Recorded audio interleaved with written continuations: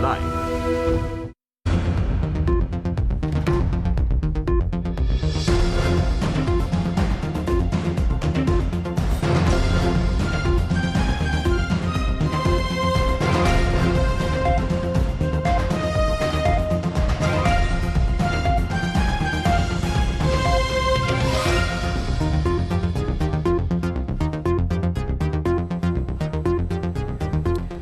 Much happened in Sri Lanka's political sphere today. The president met with government MPs and there were hints about who should contest at the next presidential election. Good evening and welcome. This is Primetime News on TV1. We've got details of these stories and much more lined up for you here tonight. But first, a look at your top stories. News First, headlines, main sponsor. Durden's Hospital, dedicated to you. Sagara Karyavasam says next president and government will be from the SLPP. Ashu Marasinghe says Ranil Wickremesinghe is most suitable to be the next president. Senior Professor Anuramanatunga steps down from the post of Director General of Archaeology. Fatal accident in Tulhiriya kills parents and teenage son. Sarath Fonseca explains why he resigned from the Sectoral Oversight Committee on National Security. මේ වර්තමාන ජනාධිපතිය ඇතුළු මේ රජය කතා කරන මේ දවස්වල මේ හමුදා නියම ප්‍රමාණයට හදනවා කියලා තර්කයක් ගෙනල්ලා හමුදාවල බලය හීන කරලා ඒවා කප්පාදු කරලා ඒවා පොඩි කරලා ශක්තිය අඩු කරන්න වැඩපිළිවෙලක් ක්‍රියාත්මක වෙන්න යනවා. News First, headlines, main sponsor. Durden's Hospital, dedicated to you. Taking a look at those stories in detail now, reports suggest that district leaders of the Sri Lanka Podujana Peramuna decided not to attend the meeting summoned by the president on Monday evening.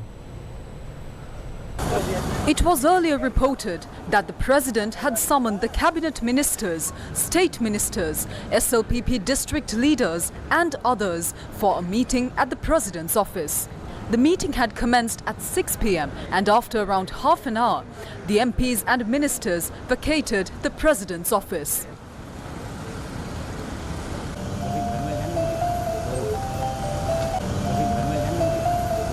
It was reported that the SLPP had decided not to involve its district leaders for the meeting. The SLPP had noted that the president has the power to summon cabinet ministers and state ministers and expressed dismay over the summoning of district leaders earlier. It was noted that if such a meeting is being called for, the SLPP must be informed. Party internal sources said that summoning SLPP district leaders for a meeting via the president's office cannot be approved and that it is the stance of the Sri Lanka Podujana Peramuna.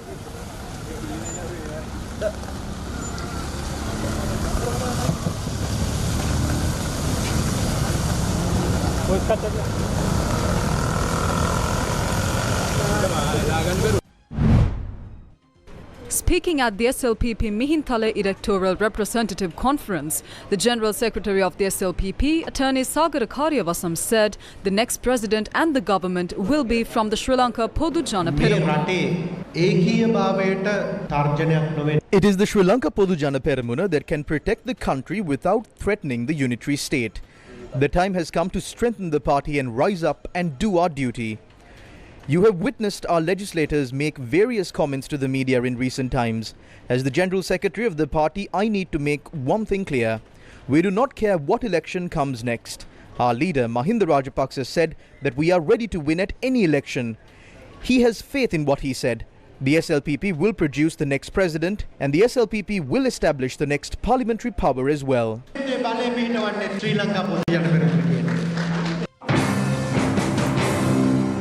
Professor Ashu Marasinghe, who attended the media briefing hosted by the United National Party, said that the incumbent president is the most suitable to become president following the 2024 presidential election. As per the constitution, a presidential election will take place in 2024. The incumbent president is governing the country properly and is carrying the economy forward. The party has not yet decided on who will be put forward.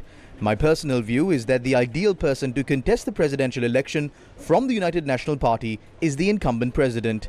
However, when the time comes, the party will decide on that. The party decision might also be for the president to contest.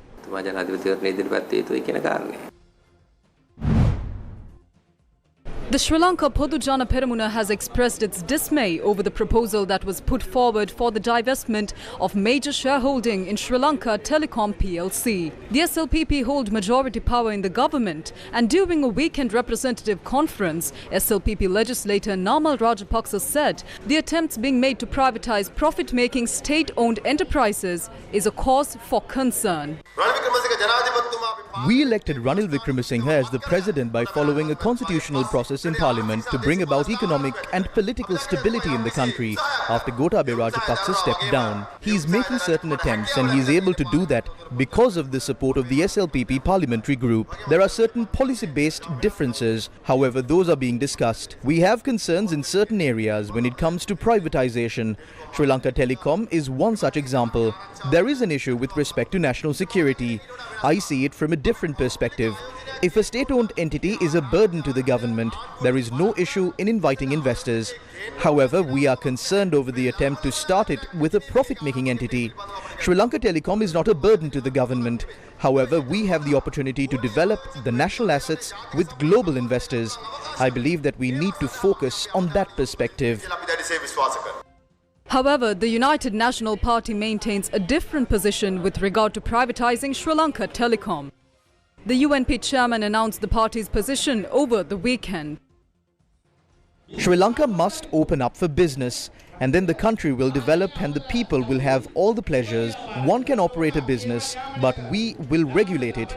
We need to offer profit-making entities and revamp loss-making institutions. If we do not do this, your children will have no future. That is what President Ranil Wickremesinghe has said. The divestment of major shareholding in Sri Lanka Telecom PLC came to light after the Sectoral Oversight Committee on National Security said it will not recommend privatizing Sri Lanka Telecom as matters sensitive to national security could be exposed. The Sectoral Oversight Committee on National Security is chaired by SLPP parliamentarian retired Rear Admiral Sarath Weerasekara, and the committee report highlighted 20 key areas including wiretapping falling into the hands of another party, as well as sensitive information falling into the hands of other entities. The Sectoral Oversight Committee on National Security comprises 12 members, and 7 of them represent the SLPP, which hold a majority in the government. In addition to retired Rear Admiral Sarath Weerasekara, the SLPP MPs in the committee are Chamal Rajapaksa, Johnston Fernando, Sampath Athukorala, Major Pradeep Undugoda, Sumit Udukumbura and Major Sudarshan Denipitiya. When the report by the Sectoral Oversight Committee on National Security on Sri Lanka Telecom was presented to the Parliament on the 9th of June, that same day SJB member of the committee Field Marshal Sarath Fonseca stepped down and was replaced by MP Rauf Hakim. I am a Field Marshal. The post of chairman is held by a person holding the rank similar to a 2-star general. The others are majors in the government. The Sectoral Oversight Committee follows the majority view. Although there is opposition representation, there is nothing much we can do. They often disregard our opinions. The incumbent president in the government speaks of right-sizing the military. That is an attempt to take away the power of the military and weaken them. Therefore, if we cannot act and make a change while serving in such committees, the war heroes will think ill of us. They would assume that we did not make an attempt to stop these efforts. We would be helpless at that point. Therefore, I decided to step down from the committee.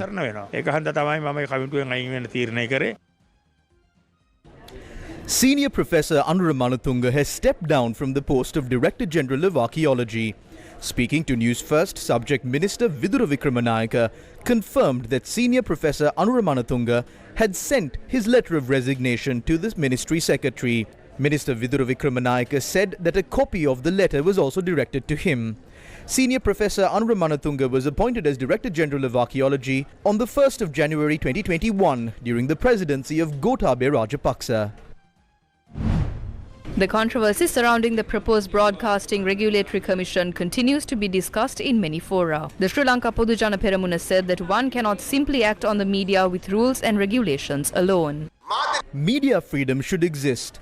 The freedom given to journalists should be protected. At the same time, the privacy of the citizens need to be protected. We need to move away from the culture of tarnishing the image of a person by shielding behind media freedom. I believe that it cannot be done with regulations and rules alone. We need to produce policy that applies to the media entities, journalists, and the citizens.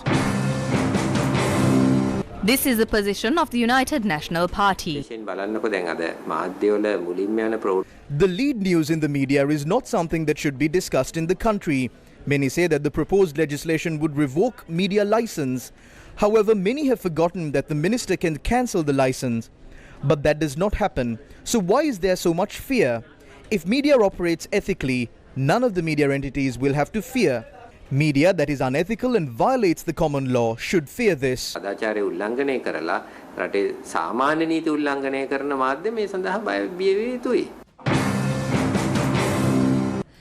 Professor G.L. Pires from the Freedom People's Congress said if the proposed legislation is enacted, existing media institutions would lose their licenses.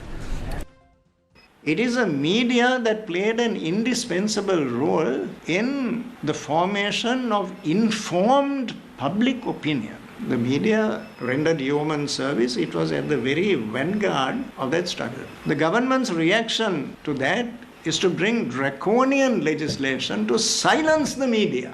The latest horrendous manifestation of that is the Broadcasting Authority Bill. 6 months after that bill is enacted, 33 media institutions will lose the licenses which have been given to them and on the authority of which they are functioning. So the government has taken all these actions in accordance with the theory which received express articulation by the President in his remarks in Nuwara to the National Law Conference.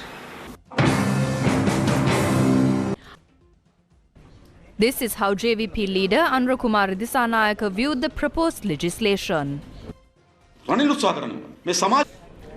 is Ranil attempting to do? How will he face the mounting social pressure? He has decided on two options. One is to hide from society, and that means to delay the elections. He believes the people have no faith in elections. The truth is, the people have no faith in Ranil Wickremesinghe. Now he is trying to delay the elections and also trying to introduce various means of suppression. He brought forward the ATA so that trade unions cannot protest demanding their rights.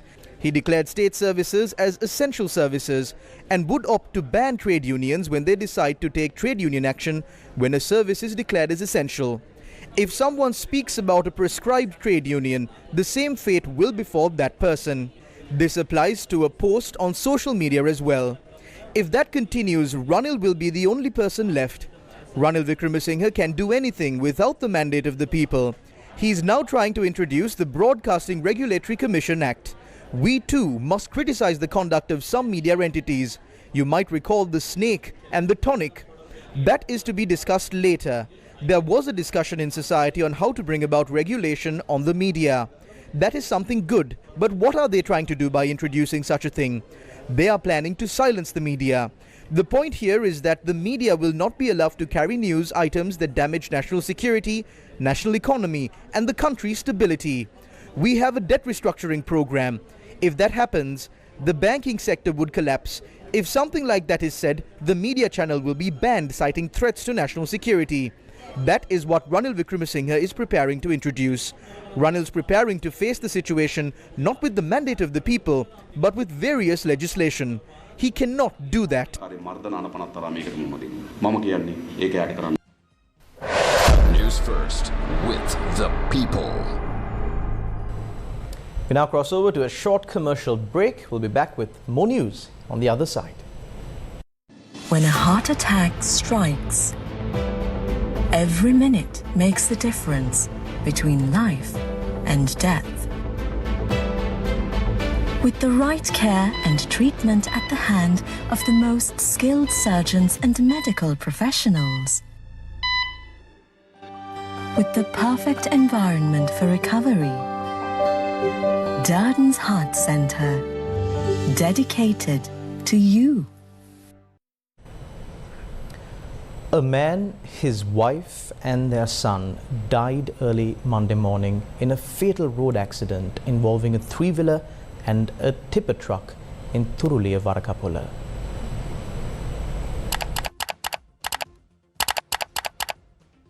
After attending a family function, Danushka Gayan, his wife and his 13-year-old son were on their way back home. When passing the Thulhiriya area in Varakapula, the three-wheeler they were travelling in unexpectedly collided with an oncoming tipper which was carrying sand. A fire had broken out just as the accident took place, and the police said that the reason for the fire was fuel from the three-wheeler spilling on the road.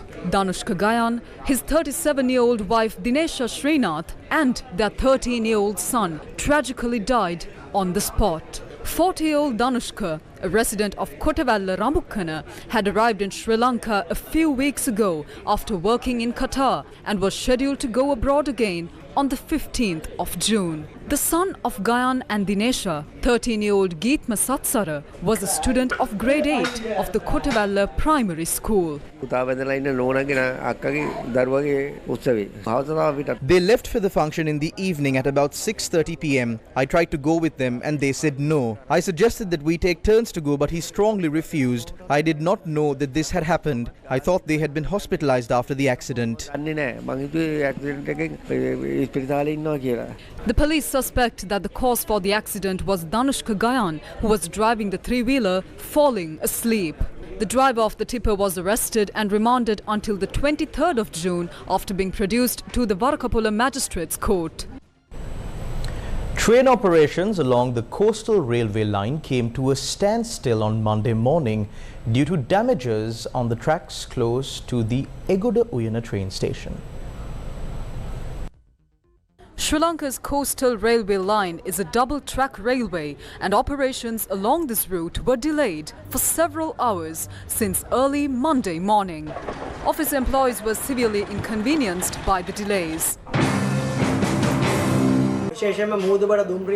All the trains operating along the coastal railway line were delayed by over 2 hours. Operations along the main line were delayed after 10 a.m. following a derailment in Maradana.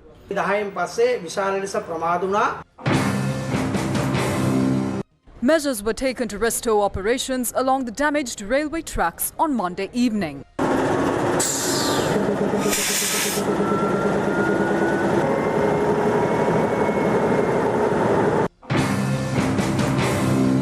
Railway trade unions say lack of maintenance on the railway tracks paves the way for serious disasters. There are many shortcomings at Sri Lanka Railways. We have no way to maintain a train engine or even a compartment. We have no brakes, the tracks are not repaired, and we do not have other equipment. Over all of that, we have insufficient staff and there are many vacancies. Due to years of political intervention and a weak management, we have not been able to maintain Sri Lanka Railways. It is facing a massive crisis. How can this entity become an authority in the midst of massive public dismay? But the preparations are being made. Deputy General Manager of Sri Lanka Railways, M.J. Indipolage, told News First that the coastal railway line is often damaged due to its environment. He said the damages were caused to the tracks as proper maintenance had not taken place over the years. Manioc cultivations are at risk due to the spread of a species of worm. Now, this specific species of worm was reported from Vapasvela in Atampitia, which comes under the Haliala Divisional Secretariat. Vegetable cultivation is the main livelihood of residents of Vapasvela in Atampitia, which comes under the Haliala Divisional Secretariat. This season, their plantations mostly consisted of manioc. Farmers say that a worm species is rapidly spreading across their plantations. Farmers say that due to these worms destroying the skin of the manioc, the leaves turn yellow and eventually the plants die. I thought that the leaves were turning yellow because the tree had matured during the harvesting season. When we reaped the harvest, I saw 30 to 40 worms. They had consumed the skin of the manioc.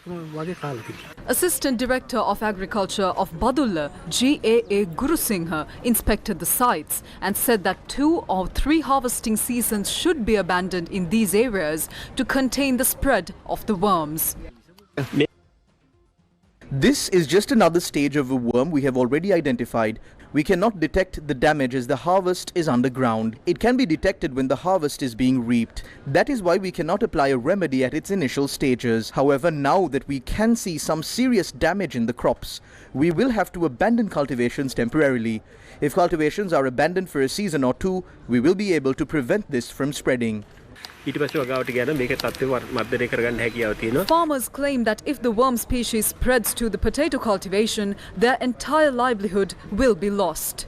Over the past few months, Sri Lankan farmers have been experiencing a plethora of similar issues. The caterpillar species identified as Godavella spread across many rice cultivations and destroyed many crops, and a solution is yet to be provided.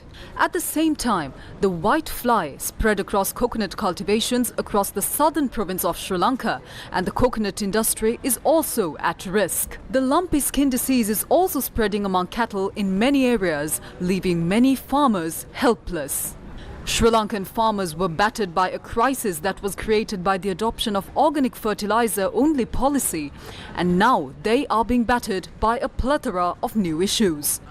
If proper attention is not given to these issues, the livelihoods of hundreds of thousands will be at risk.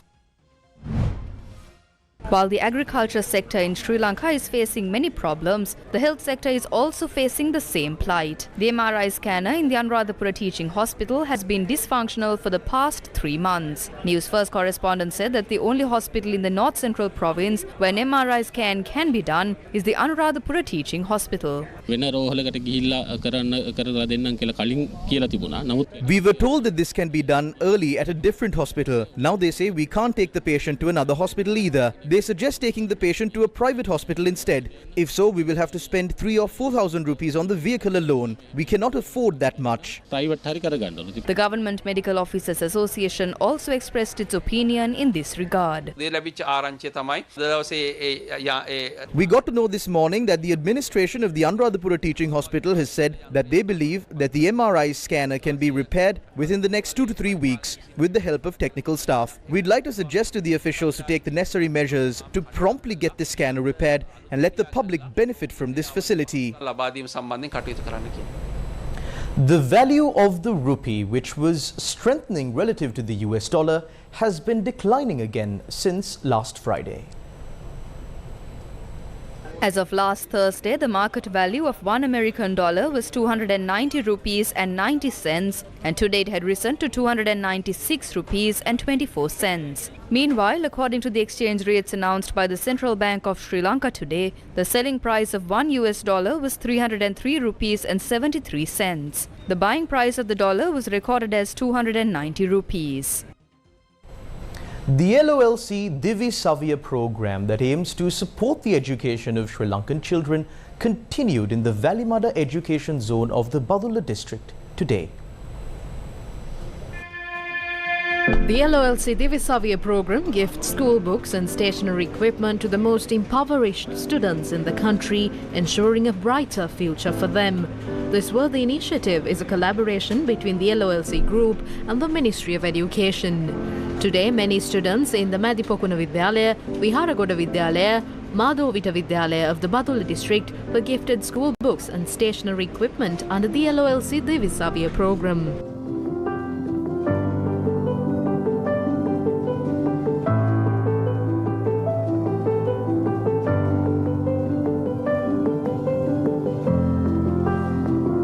The Divi Savya program was also carried out at the Bokututhana Primary Vidyalaya, Kirkil, Sinhala and Tamil Vidyalaya in Badulla. Books and school equipment were provided to many schools, including Altoda College, Maligathanna College, Mathakedaragama College under the Divi Savya program. The LOLC Divi Savya program will continue to ensure a better future for all school children in Sri Lanka. Dr. Rohan Pethiagoda, Asha DeVos and 2 other Sri Lankan scientists have been named in the Asian Scientist 100. 4 Sri Lankans have been named in the Asian Scientist 100 magazine's 2023 edition. Asian Scientist magazine is an award-winning science and technology magazine that highlights R&D news stories from Asia to a global audience. Dr. Rohan Pethiagoda and Asha DeVos made the list with Chaturanga Ranasinghe from the University of Colombo and Ashani Savinda Ranatunga from the University of Moratuwa. Dr. Rohan Pethiagoda won the 2022 Linnean Medal in Zoology and became the first Sri Lankan to receive the medal. He was recognized for his consistent research, writing and advocacy in biodiversity conservation in Sri Lanka. Chaturanga Ranasinghe received the 7th Sheikh Fahad Hiroshima Asia Sports Medicine and Science Award in 2022. This award is given once in 4 years to a medical expert from Asia for their contribution to sports medicine. Ashani Savinda Ranatunga is the recipient of 2022 OWST Elsevier Foundation Award for turning industrial and agricultural waste into value-added products and using them as raw material for eco-friendly construction and development projects. Asha DeVos is a marine biologist, educator and a leader in the field of blue whale research. Traveller magazine of the Sydney Morning Herald says Sri Lanka is a must-visit travel destination. The Traveller magazine of the Sydney Morning Herald in Australia has highlighted Sri Lanka as a travel destination in every tourist bucket list. Lee Tulop from SMH's Traveller magazine said, if there is a country that could do with a lot of love right now, it's Sri Lanka. Her 5 must-visit highlights were Yala National Park, Sigiriya Rock Temple, Kandy, Anuradhapura and the Galle Fort. According to the Traveller, most Sri Lankans agree that last year's political and economic crisis, although short-lived, has been the most damaging event of all for tourism. The first Thai mahout encounter with Saksurin or Muthuraja, an elephant donated to Sri Lanka more than 2 decades ago that had suffered from illness, has gone well. 2 mahouts from Thailand's Forest Industry Organization who have flown to Sri Lanka have met with Saksurin or Muthuraja, an ailing Thai elephant at the Dehiwala Zoo, and have started the familiarization process by feeding and bathing him. The main job of the mahouts is to train the animal to enter, exit and stay in the specially built cage which has been flown to Sri Lanka. They have about 2 weeks to do the job, so the elephant can be flown home on schedule. Muthuraja, a 30-year-old male elephant, is slated for transport back to Thailand on the 1st of July. Special preparations, including the construction of a new cage, are currently underway to ensure his safety during the journey. Additionally, Muthuraja will undergo specific training before the flight to better acclimate him to the transportation conditions. The decision to repatriate Muthuraja emerged after a team of Thai veterinarians expressed health concerns during a visit to Sri Lanka to assess the elephant's condition. Muthuraja is one of 3 ambassador elephants that were presented to Sri Lanka by the Thai government in 2001.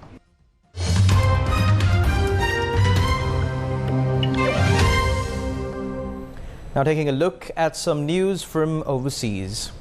Italian media reported that flamboyant former Italian Prime Minister Silvio Berlusconi has died in Milan hospital of cancer at the age of 86 after a long battle with the illness. Berlusconi was a media tycoon known for his often scandalous style and was one of the wealthiest people in Italy with a net worth of approximately $8 billion. He served as Prime Minister in 3 governments for 9 years and was the longest-serving Prime Minister in post-war Italy. He was the majority shareholder in the media company Mediaset and also owned the famed soccer clubs AC Milan and AC Monza. A giant of Italian politics, he served in the Chamber of Deputies or the lower house of Parliament for 19 years and later became a member of the Senate for 10 years. He was also a member of the European Parliament for 5 years. He was convicted of tax fraud in 2013 but did not serve any time in prison. And that's a wrap of Primetime News on TV1 for tonight. To follow details of these stories and much more, you can log on to our award-winning website www.newsfirst.lk. You can also follow us on our social media platforms on Facebook, Instagram and Twitter. I'm Charlene Benedict for the News First team. You take care and God bless.